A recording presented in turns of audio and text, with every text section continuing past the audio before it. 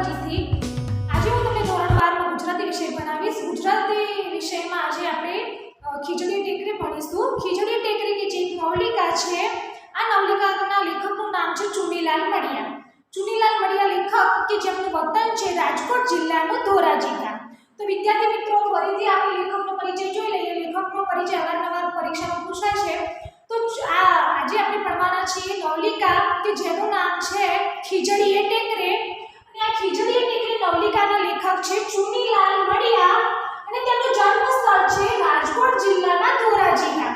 તેમનું જન્મ સ્થળ કયું છે? રાજકોટ જિલ્લાના ધોરાજી ગામ। તો વિદ્યાર્થી મિત્રો, આ ખીજડી ટેકરી જે નવલિકા છે કે જેમાં ચુનીલાલ મડિયાએ એક પાત્ર છે એમાં મુખ્ય કે જેનું નામ ભોજો છે, ભોજો કાળુ।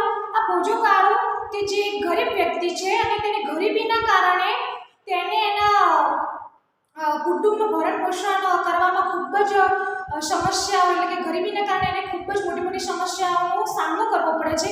એને એના કુટુંબને કઈ કઈ પરિસ્થિતિમાંથી ગુજરવું પડે છે તે આ નવલિકામાં દર્શાવવામાં આવ્યું છે। તો ચાલો આપણે ચાલુ કરીએ। ખીજડી ટેકરી લેખક છે ચુનીલાલ મડિયા અને જન્મ છે ઈસવીસન 1922 થી અવસાન 1968। ચુનીલાલ કાલિદાસ મડિયા। ચુનીલાલ મડિયાનું આખું નામ છે ચુનીલાલ કાલિદાસ મડિયા। હવે જો આનું મુખ્ય પાત્ર છે ભોજો કાળુ, તો આપણે ચાલુ કરીએ। હિરણના હેઠવાસના પટમાં ખીજડીયા ટેકરાની નજીક ભોજા કાળુએ દર વર્ષના રાબેતા મુજબ તરબૂચનો વાડો ઊભો કર્યો હતો। આપણે જોયું કે આ નવલિકામાં મુખ્ય પાત્ર છે ભોજો। તો આ ભોજો એક ગરીબ વ્યક્તિ છે અને તેના કુટુંબનું ભરણ પોષણ કરવા માટે તે એક હિરણ નદી છે, હિરણ નદીના હેઠવાસ એટલે કે હિરણ નદીનો જે વિસ્તાર છે ત્યાં એક તરબૂચનો વાડો કરે છે। દર વર્ષે તરબૂચનો વાડો કરે છે। તો આ વર્ષે પણ નિયમ અનુસાર આ વર્ષે પણ એ સિઝનમાં તરબૂચનો વાડો કરે છે। આડે દિવસે તો ભોજાનું કુટુંબ નદીના ખુલ્લા પટમાં પડ્યું રહેતું, પણ ઓણ શિયાળે રીંગણી પાડી નાખી અને ગોળાના પાણી થીજવી દેવી ટાઢ પડવા માંડી ત્યારે ભોજો ગીરની અંદર જઈને 3 વાર તળપાવળ કાપી આવ્યો। વિદ્યાર્થી મિત્રો, જોયું કે આ ભોજો એક ગરીબ વ્યક્તિ છે, માટે તે તેના કુટુંબ અને તે તેનું ભરણ પોષણ કરવા માટે હિરણ નદીના કિનારે તરબૂચનો વાડો ઊભો કરે છે। તો આ એમનું કુટુંબ ત્યાં હિરણ નદીના વિસ્તાર એટલે કે ત્યાં તટ ઉપર જ રહે છે, તરબૂચના વાડા જોડે જ। તો આ લોકો દર વર્ષે તો આ નદીના વિસ્તારમાં, ખુલ્લા વિસ્તારમાં દર વર્ષે તો એ લોકો ઋતુ પ્રમાણે તો એ ખુલ્લા વિસ્તારમાં જ પડી રહે છે, પણ આ વખતે શિયાળાની ઋતુ છે। તો હવે વિચાર કરો, શિયાળાની ઋતુમાં કેટલી ઠંડી પડે। તો હવે આ શિયાળાની ઋતુમાં ભોજો તેના પરિવારનું રક્ષણ કરવા માટે એક શું કહેવાય ઝૂંપડી બનાવે છે નાની। તો આગળ જોઈએ। હવે ઝૂંપડી બનાવવા માટે શું કરે છે? તો ભોજો ગીરની અંદર જઈને 3 વાર તલબાવળ કાપી આવ્યો અને જીવલીએ વગડો ફરી ફરીને સૂકી સાંઠીઓની ભારીઓ ભેગી કરી। આ જીવલી મુખ્ય પાત્ર ભોજો અને તેની પત્નીનું નામ છે જીવલી। તો ભોજો અને તેની પત્ની જીવલી બંને ભેગા થઈ અને જંગલમાં જઈ અને સાંઠીઓ એટલે કે કપાસ અથવા એરંડાની જે સૂકી લાકડીઓ આવે ને એ બધું લઈ આવે છે ઝૂંપડી બનાવવા માટે। વગડો ફરી ફરીને બંને પતિ પત્નીઓ સૂકી સાંઠીઓની ભારીઓ ભેગી કરી 4 દિવસમાં તો ધણી ધણિયાણીએ મળીને 4 છોકરાને ચૂલો સમાઈ શકે એવો કૂબો વાડા વચ્ચે જ ઊભો કરી દીધો। આ ધણી ધણિયાણા એટલે કે પતિ પત્ની। તો આ ભોજો અને જીવલી બંને જણા વગડામાં ફરી ફરીને સૂકી સાંઠીઓ લાવીને સૂકી પાતળી લાકડીઓ લાવી અને પછી ઝૂંપડી બનાવે છે, નાની ચકડી। કૂબો એટલે નાની ઝૂંપડી, લાકડાની નાની ઝૂંપડી એ બનાવે છે કે જેમાં 4 એમના બાળકો અને પતિ પત્ની આ લોકો સમાઈ શકે એવી નાની ઝૂંપડી ઊભી કરે છે। સમાઈ શકે એવો કૂબો વાડા વચ્ચે જ ઊભો કરી દીધો। કૂબો એટલે નાની ઝૂંપડી। હવે આપણે આગળ જોઈએ। છતાં ભોજાને લાગતું હતું કે દર વર્ષ કરતા આ વખતે ટાઢ મારા પર વેર વાળવા આ વાડા ઉપર જ વધારે પ્રમાણમાં ખાટકી છે। આ શિયાળામાં ભોજાને આ વખતે જે શિયાળામાં ઠંડી પડી છે ને એ ભોજાને એવું લાગે છે કે આ વખતે તો જાણે અમારા કુટુંબ ઉપર જાણે વેર વાળવા ના આવે હોય ઠંડી, એવી ઠંડી પડી છે એવું કહે છે। એક તો હિરણની પાટના ઢાઢા બોર પાણી અને વધારામાં પોષ મહિનાનો હિમ જેવો વાયરો। કેમ આવું કહે છે? કારણ કે ભોજો અને તેમનું કુટુંબ ક્યાં રહે છે? હિરણ નદીના પટ વિસ્તારમાં, હિરણ નદીના વિસ્તારમાં રહે છે। જાય નદીનું, અને નદી પોષ મહિનાના કારણે હિરણ નદીના ઠંડા પાણીમાં પોષ મહિનો એટલે આપણે જોયું કે ઠંડીની ઋતુ હોય, શિયાળો હોય, બહુ શિયાળો જામેલો હોય, તો હવે નદીના કિનારે રહેતા હોય તો ત્યાં પાણી કેટલું ઠંડુ થઈ જાય. તો હવે મહિનામાં હવે ઠંડા પાણીના વાયરાના કારણે આપણે ત્યાં આજુબાજુ જે માણસો રહેતા એમને કેટલી મુશ્કેલી સર્જાય.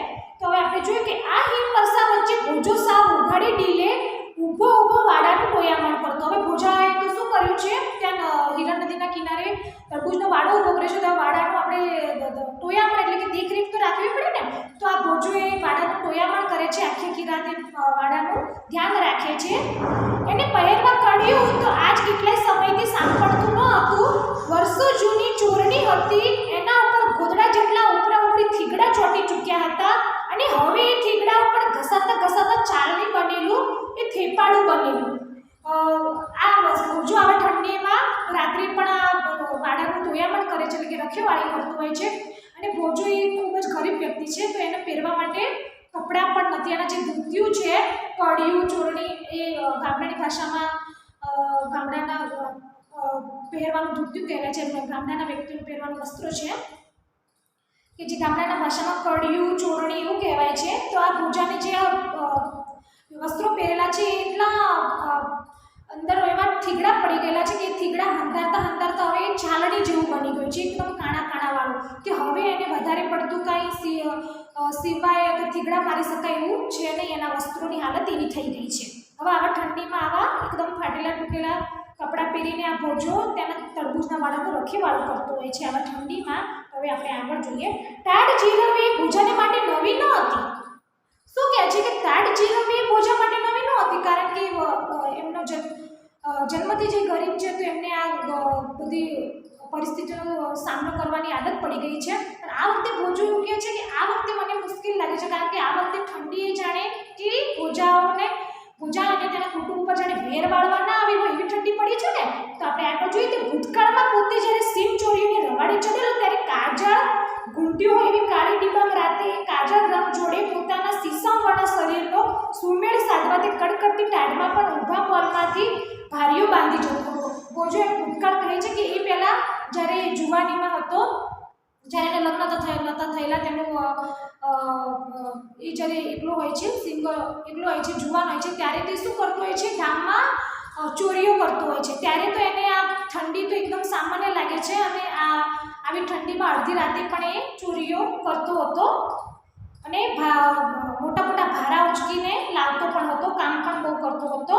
પણ એ વખતે શું હતું, એની અવસ્થા એટલે કે એની ઉંમર કેવી હતી, જુવાનીના ચડતા લોહી. કેવું હતું જુવાનીનું ચડતા લોહીના?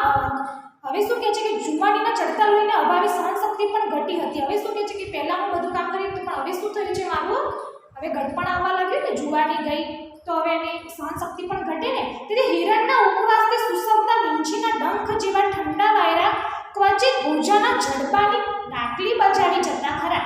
શું કે છે આ વખતે તેવી ઠંડી પડી છે કે જાણે ભોજાનો મોઢાની આપણે બહુ ઠંડી લાગે તો આપણું શરીર ધ્રુજવા લાગે, દાંત કકડવા લાગે ને, તો કહે છે કે ભોજાની જડબાની ડાકલી બજાવી જતા પણ પોતાની 32 દાંતિયા કરડે એ સામે ભોજાને એટલો રંજ ન હતો.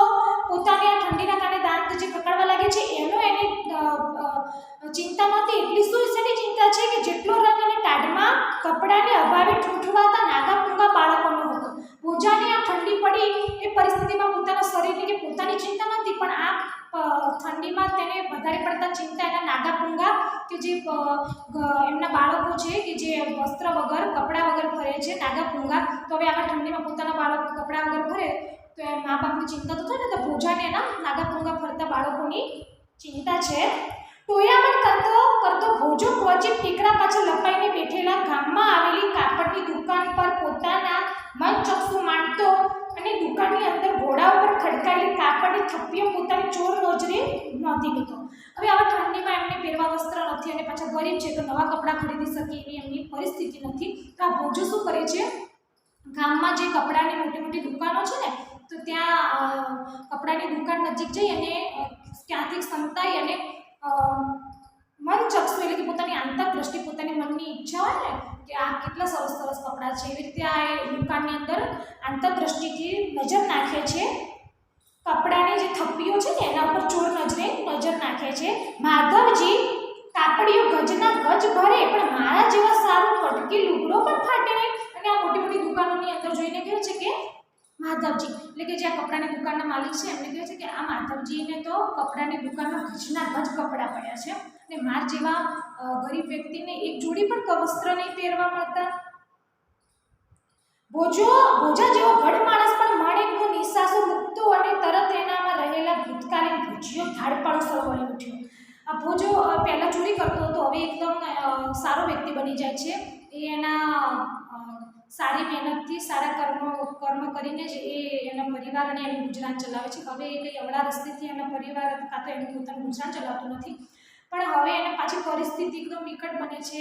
એને અને એના બાળકોને ઠંડીનો સામનો કરવો પડે છે. નદીના વિસ્તારમાં રહેવું પડે છે, ખુલ્લા વિસ્તારમાં, અને ઝૂંપડું બાંધીને અંદર રહે છે. છતાં પણ ઠંડી તો લાગે ને, કારણ કે ઝૂંપડામાં તો ઠંડી રોકાય નહીં. અને એમાં એના બાળકોને શું છે, કપડાં જ પહેરવા માટે નથી. તો હવે એમને કપડાં વગર નિર્વસ્ત્ર બાળકો ફરે તો શિયાળામાં ઠંડી વધારે લાગે ને, તો પિતાને તો કેટલું લાગી આવે પોતાના બાળકો એવી પરિસ્થિતિમાં. તો ફરીથી આ ભોજાને એનો ભૂતકાળમાં એ ચોરી કરતો ને, તો ફરીથી એને એક આખું અલગ દ્રશ્ય જાગી ઉઠ્યું. કયું કે ધાડપાડું ભોજીઓ. માધ્યાની હાથના ઉમરામાં ગણેશીઓ ભરાવો એ ભેગા જ એના ખોખરા કમાડ ઘટક કરતા ઉગડી પડીને ખભે ઉપાડી શકાય એટલું કાપડ ઉપાડીને કુબા ભેળું કરી દો.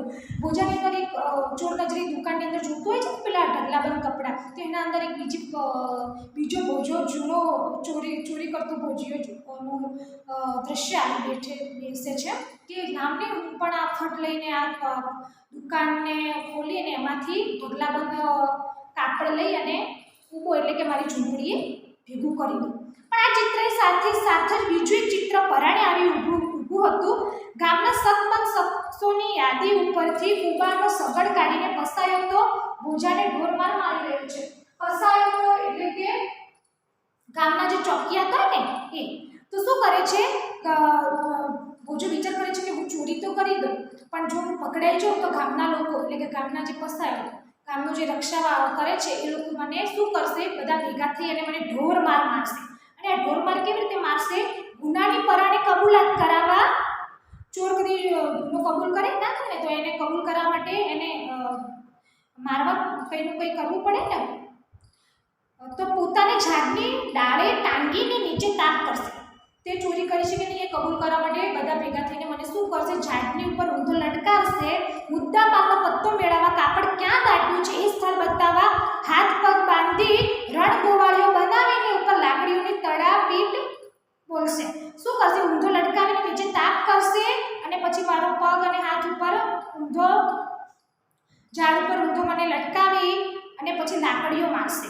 શું કહે છે કે જો હું પકડાઈ જઈશ તો ગામના લોકો ભેગા થઈ અને મને ખૂબ જ મારશે. હવે આગળ જો ના હવે આ ઉતરતી અવસ્થાએ આવા ઢોરમાર મારાથી નહીં બેઠાય. બીજી બાજુ બીજું દ્રશ્ય આવી જાય છે કે પહેલાં એને ચોરી કાપડની દુકાનમાં કાપડનો ઢગલો છે એને ચોરી કરવાનો વિચાર આવે છે. અને બીજું દ્રશ્ય આવી જાય છે કે લાવને મારા બાળકો નિર્વસ્ત્ર ફરે છે તો હું ફરીથી એકવાર ચોરી કરી લઉં. આવું દ્રશ્યને આવતા ફરીથી બીજું દ્રશ્ય આવી બેસે છે કે કદાચ ચોરી કરતાં હું પકડાઈ જઈશ તો મને ગામના લોકો ભેગા થઈ અને ઝાડ ઉપર ઊંધો લટકાવી નીચે તાપ કરશે અને પછી ઢોર મારશે લાકડી. આવું બીજું દ્રશ્ય આવે છે. તો શું કહે છે કે ના આવી ઉતરતી અવસ્થામાં આવું ઢોર મારાથી નહીં ખવાય. ના આવા જોખમ ખેડવાની આવશ્યકતા ન રહે એવો સુભગ સંયોગ ભોજા સમક્ષ આવી ઊભો. ખીજડીયા ટેકરાનો ઉપયોગ નાના મૃત બાળકોને દાટવા માટે થતો હતો. હવે બીજું દ્રશ્ય આવે છે કે ખીજડીયા ટેકરાનો કેનો મતલબ થાય છે કે નાના મૃત બાળકોને દાટવા માટેનો એક ટેકરો છે. એને શું કહેવાય છે? ખીજડીએ ટેકરી. નાના મૃત બાળકોને દાટવા માટેનો ટેકરો. તો આ ખીજડી ટેકરી એની જમીન બહુ કઠણ નહોતી, તેથી સાદી નાનકડી કોસ વડે પણ એનું ખોદકામ એકલે હાથે થઈ શકતું હતું. આ ખીજડી ટેકરીની જમીન કેવી છે? એકદમ ઊંચી છે કે એને કોસ વડે પણ એને સરળતાથી ખોદી શકાય, માટે અહીંયા નાના બાળકોને દાટવામાં આવતા હતા. હવે જુઓ કે શું થાય છે કે ગામના પોસ્ટ માસ્ટરને ત્યાં આજે સાંજને સમયે છોકરો અવતર્યો. ગામમાં શું થાય છે કે પોસ્ટ માસ્ટર છે કે ત્યાં સાંજે એક છોકરો જન્મે છે. કોઈ કહેતું હતું કે છોકરો મરેલો જ જન્મ્યો હતો, કોઈ કહેતું કે જન્મ્યા પછી મરી ગયો. ઉપરા પછી પુત્ર અવતરે છે. કોઈ કહે છે કે જે પોસ્ટ માસ્ટરના ઘરે છોકરો જન્મ્યો છે ને સાંજે એ મરેલો જન્મ્યો છે કાં તો જન્મ્યા પછી મરી ગયો છે. તો આ પોસ્ટ માસ્ટરને ત્યાં વર્ષોથી જ એને છોકરીઓ જ હતી, એને પુત્ર હતી. તો ઘણા બધા વર્ષો પછી છોકરીઓ ઉપર એક છોકરો જન્મ્યો છે. ઘણા વર્ષ પછી એને ખુશીના સમાચાર આવ્યા છે. તો આપણે આગળ જોઈએ. પણ નસીબમાં ન સમાયો તેથી તેમને ભારે આઘાત લાગ્યો. જન્મ્યો તો છે પણ એ મૃત્યુ પામ્યો. આ હતભાગીને ઘેર અવતરીને કશું સુખ ન પામનારી બાલુડા પાછળ માસ્તરે સારું દાન પુણ્ય પણ કરી નાખ્યું. વર્ષો પછી એમના ઘરે આ બાળક છોકરો જન્મે છે. તે ખુશીના સમાચાર થયા પણ કમનસીબ એટલે કે નસીબના કારણે એ છોકરો મૃત્યુ પામે છે. તો આ છોકરા પાછળ પોસ્ટ માસ્ટર ખૂબ જ દાન કરવા માંગે છે. તેમને ખૂબ જ દાન પુણ્ય કરે છે. માધવજીના હાથેથી ઊંચા પહોંચી જતું રેશમી કાપડ વિતરાવીને મૃત બાળકને સારી પેઠી વીંટાળે છે.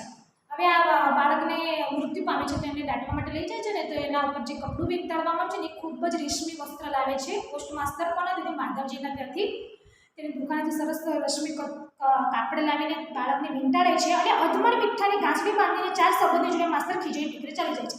આ મૃત બાળકને રેશમી વસ્ત્રથી વીંટાળી અને પોસ્ટ માસ્ટર 4-5 ગામના માણસો અને બધા ભેગા થઈ અને એક અધમણ મીઠાની ગાંસડી એટલે કે પોટલું બાંધીને બધા ખીચડી ટીકરી તેને દાટવા માટે જાય છે. ઉઘાડે ડીલી ઠંડીમાં થરથરતો માધા કાપડીની દુકાન ફાડવાનો વિચાર કરતો અને પકડાઈ જવાની બીકે પોલીસના માથે કામતો ભોજો તડબૂચની વચ્ચે ચાડિયાની જેમ ઊભો હતો. આ જ્યારે પોસ્ટ માસ્ટર એના બાળકને દાટવા માટે ખીચડી ટીકરી બાજુ જાય છે તો ત્યાં રસ્તામાં જ ત્યાં બાજુમાં જ આ ભોજો છે કે જે ઠંડીમાં ફૂટવાતો એટલે કે એકદમ પૂતળાની જેમ ઠંડીના કારણે ત્યાં ઊભો થઈ રહેલો હોય છે અને કાપડની દુકાનનો ચોરી કરવાનો જે વિચાર કરતા પોલીસના પકડવાના બીકથી એ ત્યાં કામતો તરબૂચની વચ્ચે ચાડિયાની જેમ ઊભો હતો. એ જ વખતે પોસ્ટ માસ્ટરના પુત્રના દફન માટે લોકો ખીચડી ટીકરી આવી પહોંચે. જ્યારે આ ભોજો ત્યાં તરબૂચના વાડા જોડે ઊભો હોય છે ને ત્યારે આ બધા પોસ્ટ માસ્ટર અને તેમના મૃત બાળકને લઈને ગામના 4-5 માણસો ભેગા થઈ અને તેને દાટવા માટે જાય છે. બાળકને ઠીક ઊંડાણમાં દાટી બાળકના મૃતદેહ પર 7-8 પટમાં વીંટાળેલું મહામૂળ વસ્ત્ર ભોજા જેવા અવસ્ત્રની નજરે પડે છે. જ્યારે આ પોસ્ટ માસ્ટરના મૃત બાળકને દાટવા માટે લઈ જાય છે ને તો આ મૃત બાળકને ખૂબ જ ઘણા બધા સારા રેશમી કાપડના અંદર એને વીંટળાવે છે. 7-8 પડની અંદર એને વીંટળાયેલું હોય છે. તો બાળકને વીંટળાયેલું છે ત્યારે આ ભોજા જેવા અવસ્ત્રની નજરે પડ્યા વિના કેવી રીતે તો આ ભોજો ત્યાં વાડા જોડે ઊભો હોય છે ને તો ભોજાને પેલા બાળકના જે વસ્ત્રોથી દાટેલું છે તેના દરેક એના કપડા ઉપર નજર પડે છે. બાળકને ઠીક ઊંડાણમાં દાટી માથે મીઠું ભભરાવી ઉપર પૂર્વવત પથ્થરો અને ધૂળ વેરીને સૌ રસ્તે પડ્યા પછી ભોજાના માણસને એક નવો જ પ્રકાશ ચમકી ઉઠ્યો. અરે લુગડા તો ઘાસડા મોડે આ ટીકરાના પેટમાં દટાણા છે. મારી છાતી સામે જ હાથ અજમાવો એટલી જ વાત. હાથ ફેરો જ કરવાનો. હાથ ફેરો એટલે કે ચોરી કરવી. ભોજો કહ્યું છે કે આ ખીજડીયા ટેકરાના પટની અંદર જ ઢગલાબંધ કપડાં સમાયેલા છે. કારણ કે એ વખતે જેને જોયું કે પોસ્ટ માસ્ટરના છોકરાને 7થી 8 કપડામાં વીંટાળી અને એને અહીંયા દાટ્યો હતો. તે જોઈ અને તેને અહીંયા ચોરી કરવાનું વિચારે છે. હાથ ફેરો કરવો કે ના કરવો એના સરવાળા બાદબાકી કરવાની ભોજાને આદત ન હતી. ડેનમાર્કના રાજકુમાર જેવી દ્વિધા વૃત્તિ આ માણસે કદી કેળવી નહોતી. એક ઘાને 2 કટકા કરવાનું જ એનું જીવન સૂત્ર હતું. એને તો ખંડ લઈને ચોરી કરવાનો જ એનો નિયમ હતો. રાતે સીમની અવાજ બંધ થઈ ગઈ અને સોપો પડી ગયો. સોપો એટલે એકદમ શાંત વાતાવરણ થઈ ગયેલું હોય. રાતે તો બધા ગામના લોકો શહેર હોય તો રાત્રે બધું વાતાવરણ એમ કે બધા પબ્લિક ભાગતી હોય પણ ગામડામાં તો રાત્રે એકદમ સુનસાન વાતાવરણ થઈ જાય ને તો ત્યારે ભોજાએ સુઈબંધ સૂત્રનું એક ઘાને 2 કટકા એટલે એકદમ ફટ લઈને ચોરી કરતી એવું એનું મંત્ર હતો. કુબામાંથી કોદાળીને પાવડો લઈને સડસડા ટેકરા ઉપર ચડી ગયો. શું કરે છે કે એ ચોરી કરવાનો વિચાર કરે છે તો કોદાળી અને પાવડો લઈ અને ખીજડીયા ટેકરા ઉપર ચડી જાય છે. ખાતર પાડવાના લાંબા મહારાને પરિણામે સિફતપૂર્વક ખોદકામ કરવાનું તો ભોજા માટે સહેલું. પહેલાં ભોજાને ચોરી કરવાની આદત હતી ને તો એને આ ચોરી કરવાની તો એકદમ સરળતાથી જ એને આવડતું હતું. તો કપડું જરા પણ ફાટે તૂટે કે ખરડાયા વિના સરકાવી લેવા ખાતરે ભારે સાવચેતી આ બાળકની કબર ખોદી રહ્યો હતો. કપડું ફાટે નહીં એ સાવચેતીથી ખૂબ જ ધ્યાનપૂર્વક એ કોદાળીથી ખાડો ખોદી રહ્યો છે, કબર ખોદી રહ્યો છે. વળી પથ્થર જોડે કોદાળીનું પાનું અથડાવવાનો અવાજ પણ બહુ દૂર પહોંચી ન જાય એને સંભાળ. હવે રાત્રે રાત્રે એકદમ સુનસાન વાતાવરણ હોય અને એમાં જો કોદાળી પથ્થરથી અડે તો કેટલો અવાજ આવે. તો ભોજો આ આજુબાજુ ગામના લોકોને કોદાળીનો અવાજ ના સંભળાય એવી રીતે સાવચેતીપૂર્વક એ શું કરે છે, કબર ખોદે છે. પણ ઉચકતા જેને આશ્ચર્ય અનુભવ્યું, કબર ખોદે છે અને પછી અંદરથી પેલા મૃત બાળકને બહાર નીકાળે છે ને, તો એને શું થાય છે, આશ્ચર્ય અનુભવ્યું. હાંડમાંથી એક નાનકડો નીચે લોચો સહેજ સળવળ્યો. જે અંદર પેલું બાળક મૃત્યુ પામ્યું હતું, એમ કરીને અંદર દાટ્યું હતું ને, તે બાળકને બહાર નીકાળ્યું તો શું થાય છે, સહેજ સળવળ્યો એટલે સામાન્ય હલ્યું. કૂણા હાથ જેવી કશીક વસ્તુ અંદર ઊંચી નીચે થતી લાગી. શું થવા લાગ્યું? જે કપડાં 7-8 પડની અંદર કપડાની અંદર એ બાળકને વીંટાળ્યું હતું ને, તે સામાન્ય હલ્યું. તો ભોજાને આમ લાગ્યું કે અંદર જાણે એનું કંઈક એનું શરીરનું અંગ હલી રહ્યું છે. ભોજા જેવો ભડ આદમી પણ ભડકી ઉઠ્યો. ભોજો પણ એકદમ ચમકી ઉઠ્યો. હવે વિચાર કરો કે કોઈ મરી ગયું છે એમ કરીને અંદર જમીનમાં એને દાટી જાય ને એની લાશ કાઢતી વખતે જો એ લાશ હલનચલન કરવા લાગે તો બીક તો લાગે ને. કેવી બીક લાગે? મરેલા છોકરાઓને દાટવાના ટેકરામાંથી જીવતું બાળક ક્યાંથી નીકળ્યું? હવે ડરી તો જાય ને કે અહીંયા કશું ભૂત થયું કે શું, કે અહીંયા તો મરેલા બાળકો દાટવામાં અને આ બાળક હલનચલન કેમ કરે છે? એવું ભોજાને લાગે છે. આ કોઈ ખાસ રીતની રમતો તો નહીં હોય ને? ખાસ રીતની એટલે જાણે ભૂત પ્રેત તો નથી થયું ને, એવો એને પ્રશ્ન થાય છે અંદરથી ભોજાને. પણ અત્યારે એવી કલ્પનાઓ કરવાનો અવકાશ ક્યાં હતો? પણ અત્યારે એને કંઈ વિચારવાનો અવકાશ નહોતો, કારણ કે એને તો ફક્ત કપડાં લેવાની, એને કપડાની જરૂર હતી ને એના ગરીબીના કારણે એના બાળકો માટે. તો હાથમાં વધારે ને વધારે ઝડપથી સળવળતું આ બાળક હવે રડવા માંડે અને પોતાની આ ઘોર ખોદ પ્રવૃત્તિ જાહેર થઈ જાય પહેલાં આ સ્થળ છોડી જવું જરૂરી હતું. ભોજો શું કરે છે કે આ બાળક વધારે જોરથી હલનચલન કરવા લાગે અને રડવા માંડે તો એનો અવાજથી ગામના માણસો જાગી જાય અને ભોજાની આ ચોરી પકડાઈ જાય. એટલે ભોજો તરત જ આ બાળકને લઈ અને ઘર ભેગો થઈ જાય છે. પણ કરવું શું? ચોરેલી વસ્તુ મૂળ સ્થાને ગોઠવી દેવી 100% સલામત માર્ગ તો એ જ હતો. ભોજો શું કહે છે કે આ ચોરી મેં કરી છે તો શું કરું કે આ ચોરેલી વસ્તુ પાછી મૂકી દઉં? એટલે જો ચોરી કરી હોય અને પછી એમ થાય કે આ ચોરી કરી એ સારી વાત નથી, તો આપણે પાછું એ વસ્તુ ત્યાં મૂકી દઈએ ને. પણ અહીંયા તો શું થાય છે કે જીવિત બાળક છે તો હવે એને પાછું મુકાય? તો જો આગળ શું થાય છે, આ ઘોર ખોદવાનો મૂળ ઉદ્દેશ્ય મારો જ જાય. અંગ ઢાંકણ કપડાનું શું લુગડું ઉતારીને છોકરો પાછું હતું એમ ધરબી દઉં? એટલે કે મારો ઉદ્દેશ્ય તો અહીંયાથી કપડાં લેવાનો હતો, કપડાં હું લઈ લઉં અને બાળકને ત્યાં દાટી દઉં. આ વિચાર આવતા તો આવી ગયો, પણ એને ભયંકરથી ભોજો પોતે ધ્રુજી ઉઠ્યો. એને વિચાર આવ્યો કે બાળકને પાછું મૂકી દઉં. પણ એ વાતથી એને એકદમ દિલ સળવળી ઉઠ્યું. એના અંદર એક ભોજામાં ભયંકરતાથી ભોજો ધ્રુજી ઉઠ્યો. મારે કેટલા ભવ કાઢવા છે તે આવી બાળ હત્યાનું પાતક માથે લઉં. આ મનુષ્ય અવતાર લીધા પછી આપણે કોઈ ખોટું એટલું મોટું પાપ કરે, બાળ હત્યાનું પાપ માથે લેવાય એમ ભોજો વિચારે છે. હિરણની ઉપરવાસની ભીમ પાટ ઉપર ટાઢમાં તૂટવાતા શિયાળાની લાલી સંભળાઈ. ગામ તરફથી કોઈનો ખોંખારો પણ કાને પડ્યો. હવે આ ખોદેલી ગોર ઉપર વધારે સમય ઊભા રહેવું સલામત નહોતું. આવા ઠંડીમાં ભોજો વિચારે છે કે અહીંયા ખીજડી ટેકરી ઊભું રહેવું સલામત વાત નથી. કશો પણ વિચાર કરવા રોકાય વિના ભોજો બાળકને લઈને સડસડાટ ટેકરું ઉતરી ગયો અને કૂબા આવી ગયો. ભોજો આ જીવતા બાળકને લઈ અને સડસડાટ ભાગી એકદમ જલ્દી એના કૂબા જોડે આવી પહોંચે છે.